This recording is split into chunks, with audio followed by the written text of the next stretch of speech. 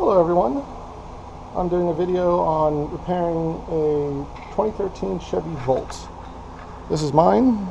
Right now the problem with it is the coolant heater that supplies heat for the cabin during the cold winter when you're not running the engine is not working right. This is a common problem known on them throughout the early models, and mine is also one of the affected. These are pretty robust and solid cars except for that heater.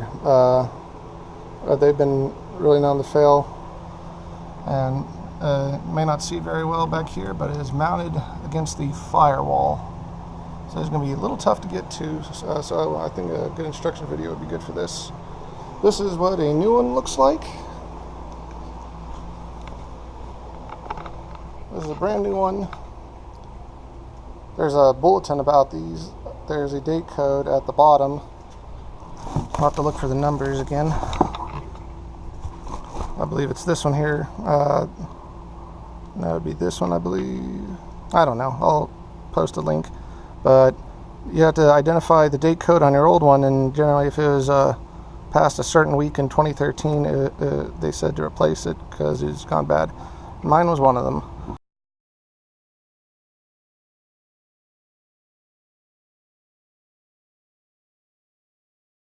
So we've got a brand new one, which is good to look at to see what we're going to have to do. Here we have 3 mounting points, 2 ground straps, I guess one's are redundant, 2 coolant ports, 1 in, 1 out. We have the control circuit here, the high voltage power supply, be very careful with that, and then a coolant temp sensor. Now, before you begin, one thing you want to do is jack the car up, because you'll have to get underneath. I put mine on ramps. And then you'll want to disconnect the 12-volt battery, as so, underneath the tray here. You'll want to disconnect the high voltage battery when it comes to unplugging it, but we'll get to that in a moment. There's supposed to be a disconnect somewhere in the center console. And then you'll need to start by removing the intake. I've already gone and done that. Pretty simple. 2 T30 Torx bolts. Then, because it's part of the air intake system, you'll have a band clamp here, and then a joint here to undo as well, and that comes right out pretty easily. And I've also started by taking these connectors off. Do that after you've disconnected the 12-volt battery. That'll give us more wiggle room. But instructions say we got to pull the intake off to get to it. I was hoping to avoid that, but after looking around, it seems unavoidable. There's lots of hoses and a AC block in our way, so we'll have to pull it out. So we'll start with that now that some of the easy stuff's out of the way.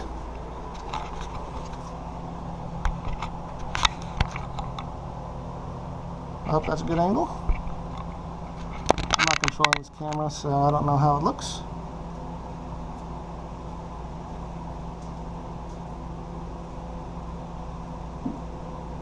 Alright, so a few hoses to get out, some lines to move across. First thing we want to do is disconnect anything that's going to be in our way or be stuck to this, namely these connectors here for some sensors and the fuel injectors. The fuel injectors should stay on. The rail's bolted to the manifold.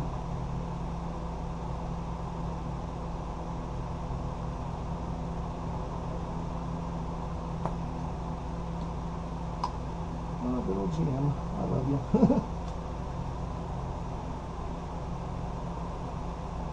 Now, I guess I should mention I am somewhat a professional repairman, but I mostly have a good idea of what I'm doing. But do your research first, because don't count on me.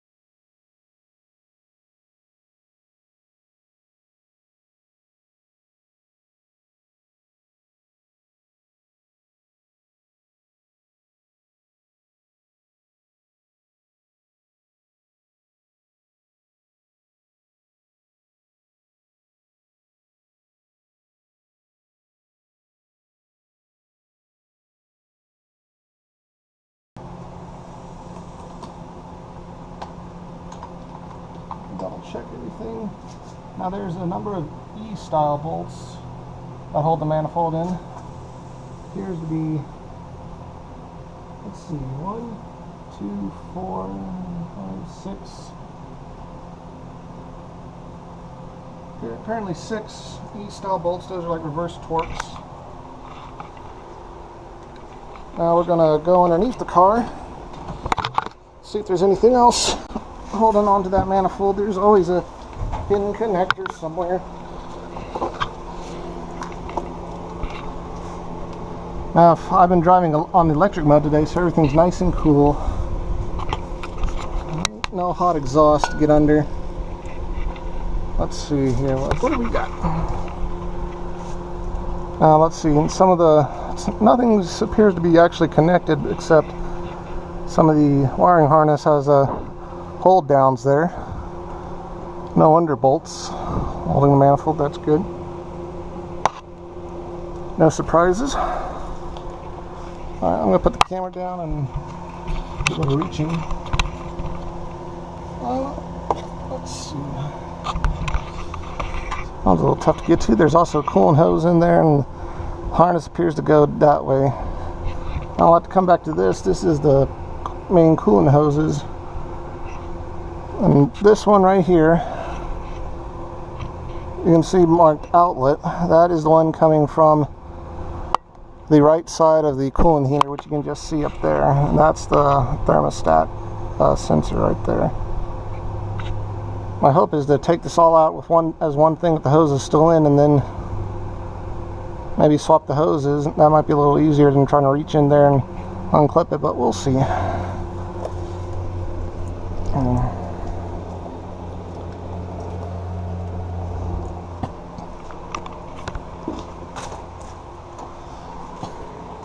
I'm going to have to get some more tools to get that connector.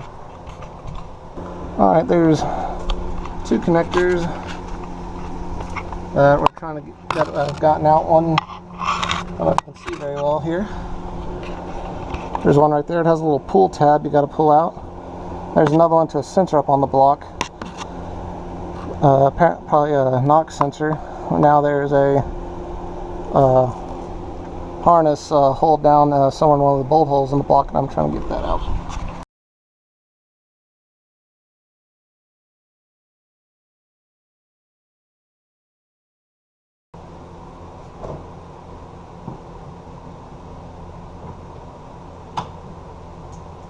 Let's see what size this is going to be.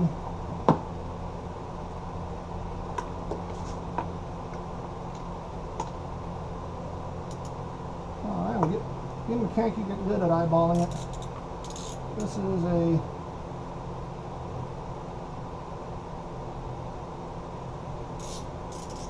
is a E11. So our manifold bolts are E11.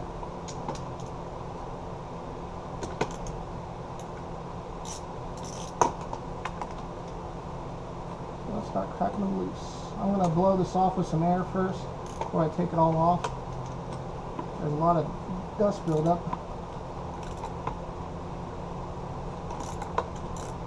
This one has a ground wire connected to it from the fuel rail.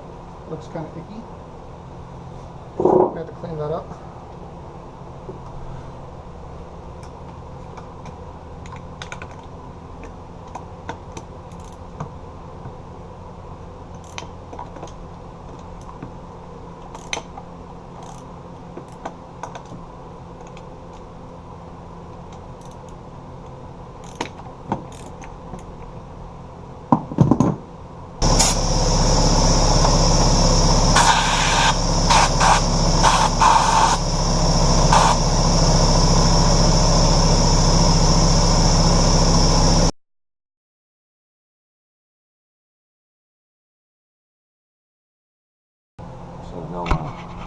See, that's what I'm trying to get at right there.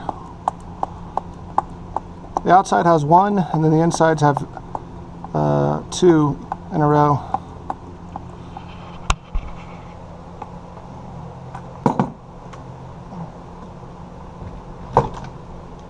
Oh, that wasn't as bad as I thought it'd be. Knock on wood. There's always room for it to go bad. Now, if I recall from the instructions, which I read some time ago, I believe we're actually supposed to pull some of this firewall paneling off. This right here is just one section.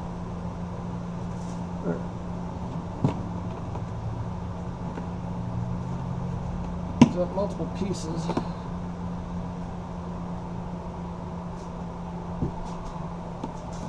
So I can get a little wiggle room going.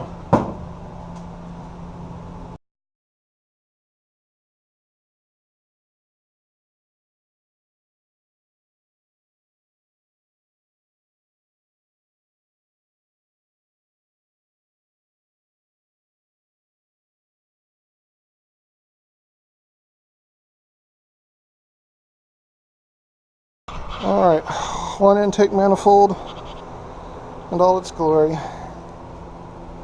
So the bolts have some kind of rubber grommeting here that holds them in, so they don't come flying out. It's actually a good idea. I can't tell you how many little bolts I've dropped from manifolds and other hoo-ha. There's our ports. Give those a cleaning later. See, here's the sensor I was pulling out earlier, and that one there too. The connector's loose, so you got a cover plate there. Alright, last time I pulled the intake manifold out, but now before we go pulling the heater, we'll want to remove the high voltage battery disconnect, which is pretty easy. And I lied last time and said it was back there, but actually it's right here in the center console.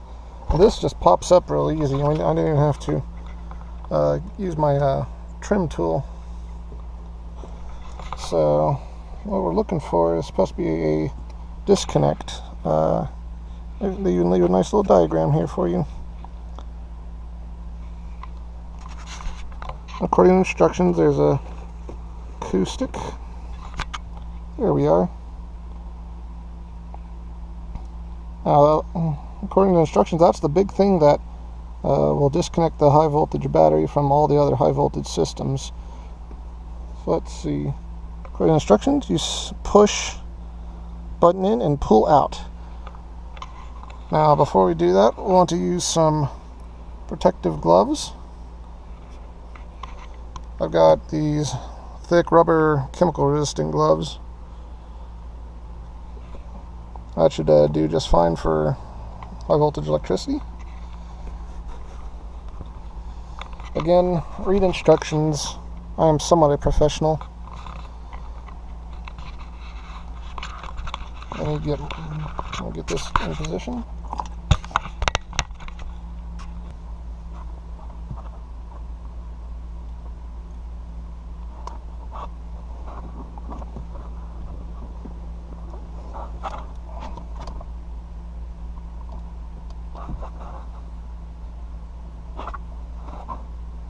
Okay, I got it part way out. Now, according to the diagram, it should come all the way out. Let's stop part way. By a button I have to push in a little more.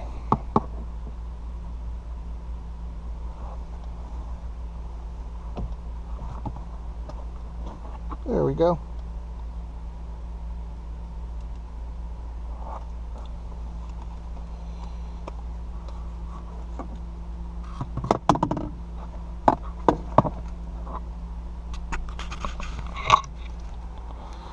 That is the big disconnect.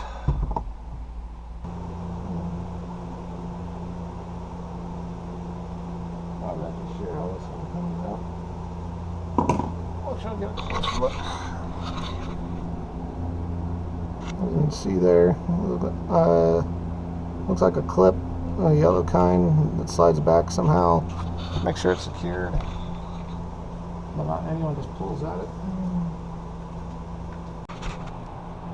Alright, I got the initial locking tab out. It's a little tricky. There's another one right here, but you can see you have to push this little tab in while it's pulling out here. So you probably need a pick and a few things to do it. Alright, I got this loose, so now I can give this connector a good pull to get it apart. So that's all about it.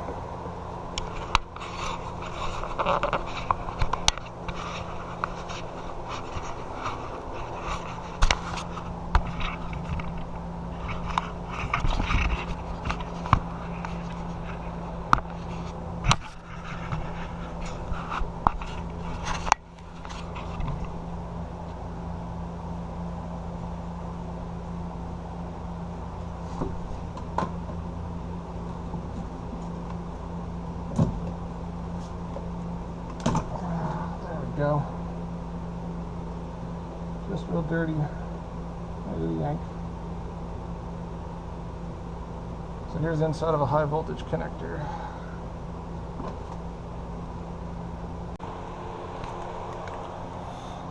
Alright, now we're getting to the real dirty stuff. We're going to have to start pulling coolant hoses out of the way because we can't get to the heater otherwise. First one is going to be at this junction here. I'm going to try and pull that clamp. I've clipped off the hose, hopefully so as not to drain more coolant than necessary.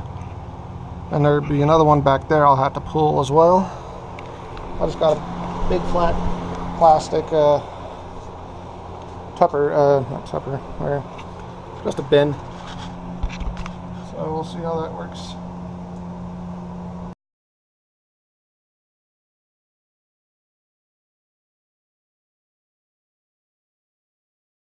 I'll have to pull one more hose.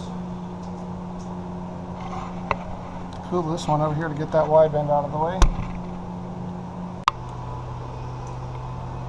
Alright, I've made some progress. I got the coolant hose out of here. You're going to have to do a lot of wriggling, use various pliers and clamps that you can get your hands on just to wrestle that out of there. But now we should have the clearance we need to get that 10mm bolt out.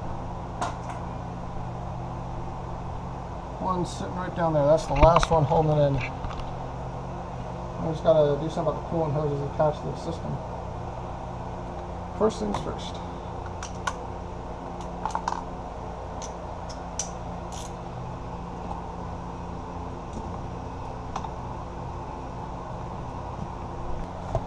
So I'm going to try to get that outlet clamp there off. Just a little tricky.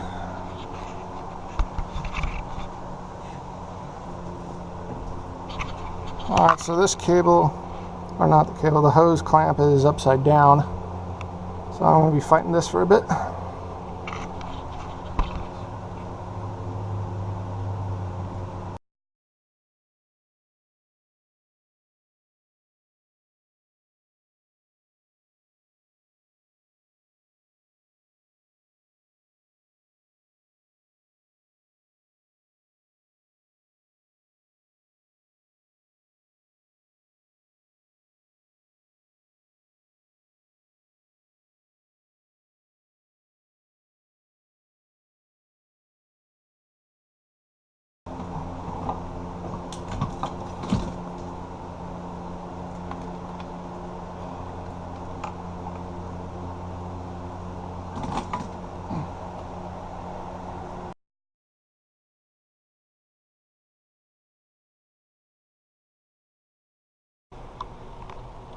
Hello everyone, it's day 2.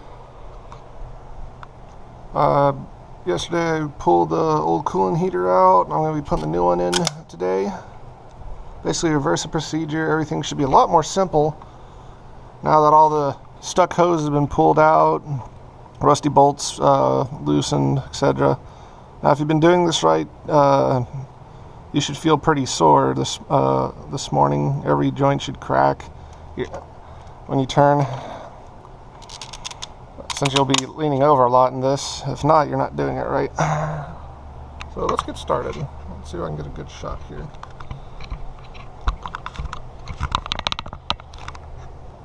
Before we really begin, I found on the old one the ground cable is rounded up underneath and behind.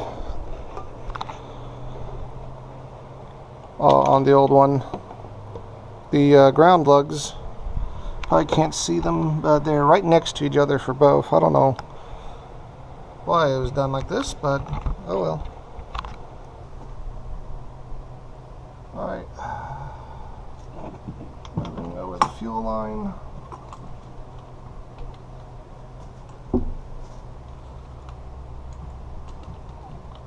Careful not to drop this. This is a $500 part.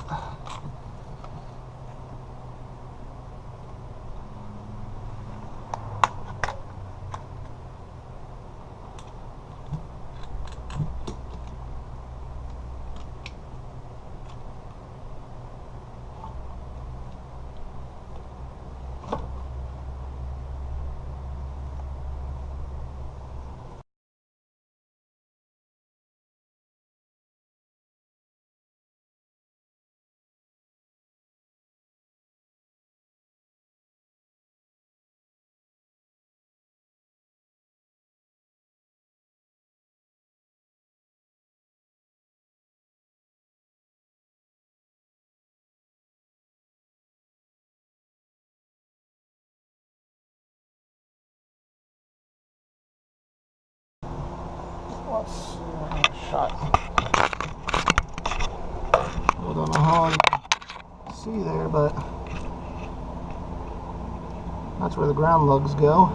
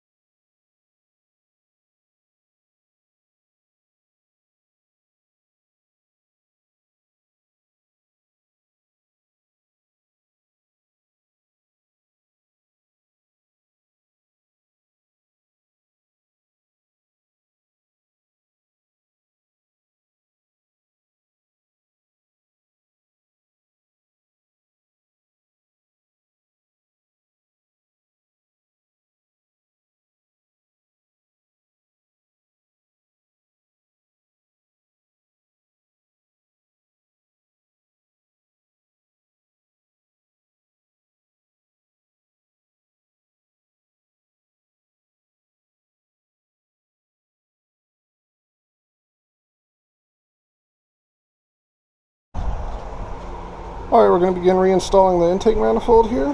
If you haven't done so already, clean off the gasket area and also the metal mating surface down there. Get you some compressed air, brake cleaner, and wipe it down good. Alright, before we'll start by putting the bolts in, there's a little rubber grommet in there that'll hold them in for you, which is real helpful.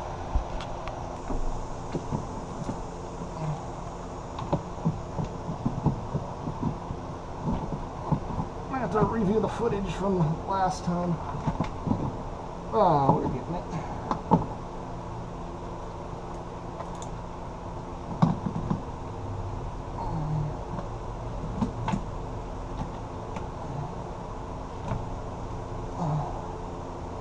There we go. That's the first stroke.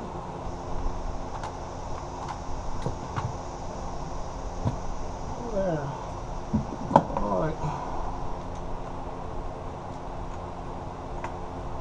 Looks like I got it on partially. This is the time when you want to start threading in probably the outside bolts just to make sure it stays put.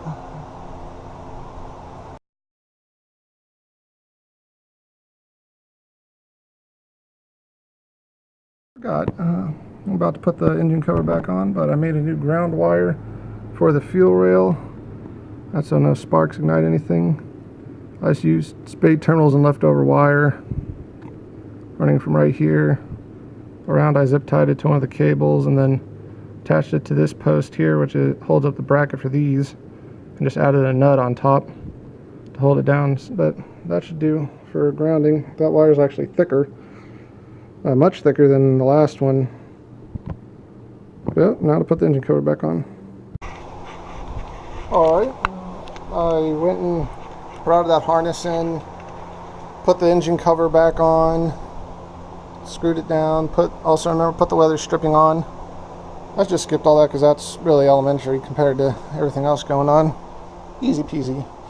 Now we're going to get to the good part. We are going to put the high voltage plug back in and start rearming the system, I guess you could say. And plug the 12 volt battery back in. And check our work.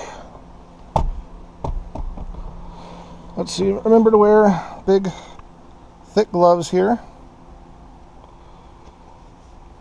that are electrically resistant. That just plugs in with a little snap.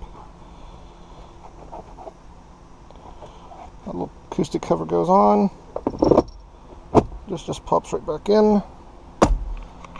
There we go. Alright, I've reconnected the 12 volt battery and I have the car charging right now. Hopes to get the pumps running. I'll show you how I got it in. Now before I had the power disconnected, I had the roof or the hatch closed so as to close my garage door, but maybe difficult to see, but behind here there is this little cover you pop open and there's a little square hole in there that you have to turn counterclockwise. It's bigger than a 1/4 inch drive and it's smaller than a 3/8, so I'm not sure exactly what size it was, but I just put a big screwdriver in and turned it. So now we have the pumps running, and I've already found that some of the coolant has gone down in this reservoir and bubbled up.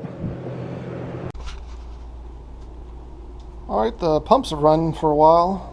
Looks like it got some of the air out. Now we're going to run the engine because the fuel line got pulled. It's going to have to probably take a bit to crank to purge the system of air.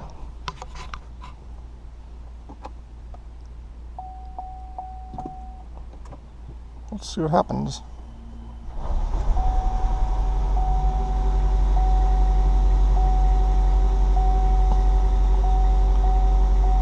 Not check engine light yet. That's good. Let's see what kind of messages we got. Hood. Die.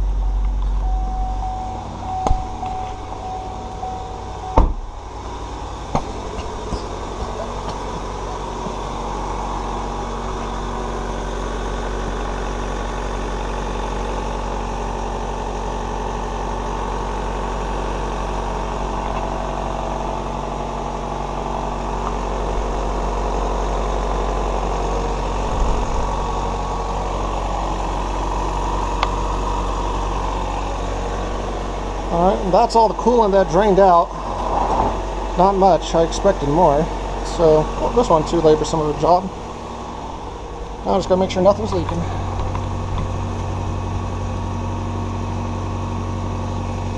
Looks good.